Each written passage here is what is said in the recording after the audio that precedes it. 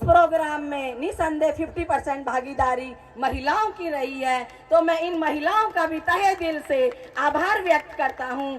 लेकिन महिलाओं की ये क्रांति सिर्फ भीड़ क्रांति बनकर ही ना रहे, इस क्रांति को वैचारिक क्रांति बनाना है, इस क्रांति को फूले अंबेडकर वादी क्रांति बनाना है। तभी हम बाबा के सपनों का भारत और अपने भविष्य को, अपने बच्चों को भविष्य में एक सुंदर जिंदगी दे पाएंगे, अगर महिलाओं की भागीदारी समाज में 50% रही तो। बाबा साहब किसी एक वर्ग विशेष के नेता नहीं थे। बाबा साहब ने हमेशा इंसानियत की लड़ाई लड़ी है, हर उस वर्ग की लड़ाई लड़ी है जिस वर्ग के संग अन्याय हुआ है, असमानता हुई है। बाबा साहब सबके अपने हैं, बाबा सबके श्रेष्ठ हैं और बाबा साहब सबसे श्रेष्ठ हैं। तो महिलाओं के लिए मैं एक संदेश कहूंगी, क्योंकि समय का अभाव है, लेकिन मैंने अपनी 50% महिलाओं को यहाँ जागरूक करना है, क्योंकि मैं यही समझती हूँ कि हमारा पुरुष वर्ग प्रधान समाज निसंदेह सड़कों पर दिख रहा है, रैलियों में दिख रहा है। कहीं ना कहीं महिलाएं आज भी अपने को गुलाम बनाए बैठी हैं और रूढ़िवादिता और पाखंडवाद में इस कदर जकड़ी बैठी है कि वो अपने असली नायक को भूल चुकी है। तो हमें अपने असली नायक को पहचानना है, दोस्त और दुश्मन की पहचान करनी है कि हमारा अपना कौन है, हमारा दुश्मन कौन है, हमारा पराया कौन है।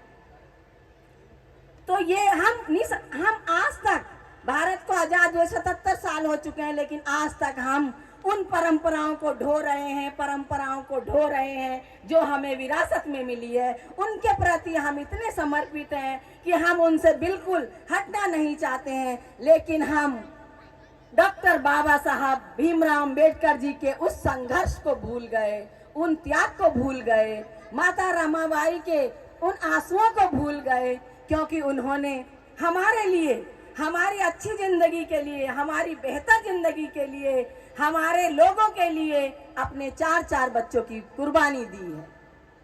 तो हम क्यों नहीं अपनी उस परंपराओं से हट पा रहे हैं? हमें महिलाओं को संकल्प लेना चाहिए आज 14 अप्रैल के दिन। सिर्फ बाबा साहब की फोटो पे ताला और विचारों पे ताला वाला काम नहीं करना है। हमें आज एक ये संकल्प लेना चाहिए कि हमें घर जाकर बाबा साहब को जानना है, माता रमाबाई को जानना है, हमारी उन वीरांगनाओं को जानना है जिन्होंने हमारे खातिर अपने घर, समाज और अपने बच्चे सब त्याग दिए। क्योंकि एक महिला कभी मस्जिद की मौलाना न बन सकी, एक महिला जो कभी एक मंदिर की पुजारी न बन सकी, एक महिला जो कभी चर्च की पादरी ना बन सकी और कभी धर्म गुरु ना बन सकी, मगर एक महिला प्रधानमंत्री, राष्ट्रपति, राज्यपाल, कलेक्टर, डॉक्टर, शिक्षिका बनती है, तो वो सिर्फ और सिर्फ बाबा साहब की बदौलत और उस संविधान की बदौलत। तो हमें क्या मानना चाहिए, हमने किसको मानना चाहिए, ये आपको विचार करना है। अगर अभी भी आप नहीं जागेंगे तो ऐसा वक्त दूर नहीं है तो हम वहीं पर आके खड़े हो जाएंगे।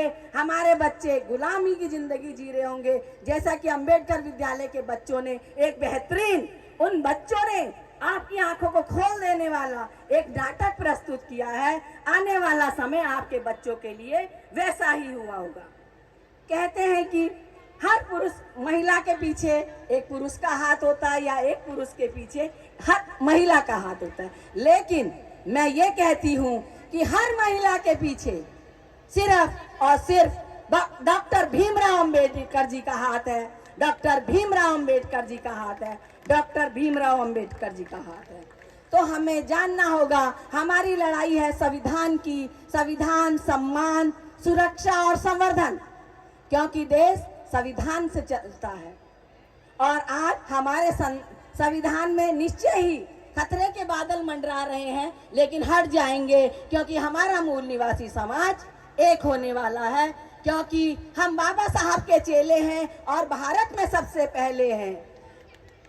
संविधान के सम्मान में मूल निवासी मैदान में है तो हम भारत के प्रथम नागरिक हैं, हम भारत के मूल निवासी हैं। हमने क्योंकि उस समाज ने हमको आपस में बांट रखा है और हम उनके बांटे हुए रास्तों को बांटते चले जा रहे हैं, बांटते चले जा रहे हैं, बांटते चले जा रहे हैं। हम सबको एक होना पड़ेगा क्योंकि हम सब एक हैं, हम सब शिल्पकार हैं। क्योंकि हमारा अगर आप जाति प्रमाण पत्र उठा के देखोगे, किसी की प्रमाण पत्र में आर्या टमटा कुछ नहीं लिखा होगा, सिर्फ लिखा होगा शिल्पकार। तो हम शिल्पकार लोग हैं, हम भारत को बनाने वाले लोग हैं, हम सिंधु घाटी सभ्यता के लोग हैं। तो हमें जानना होगा अपना इतिहास जानना होगा। इसी के संग में 2 लाइनों के संग अपनी बातों को यहीं पर विराम दूंगी। लड़ने के लिए पढ़ना होगा, लड़ने के लिए पढ़ना होगा, पढ़ने के लिए लड़ना होगा। किताब तो बहुत सी पढ़ी होगी आपने, किताब तो बहुत सी पढ़ी होगी आपने। हक और अधिकार जानने के लिए आपको सिर्फ और सिर्फ संविधान पढ़ना होगा, संविधान पढ़ना होगा, संविधान पढ़ना होगा। जय भीम, जय भारत, जय संविधान, जय मूल निवासी।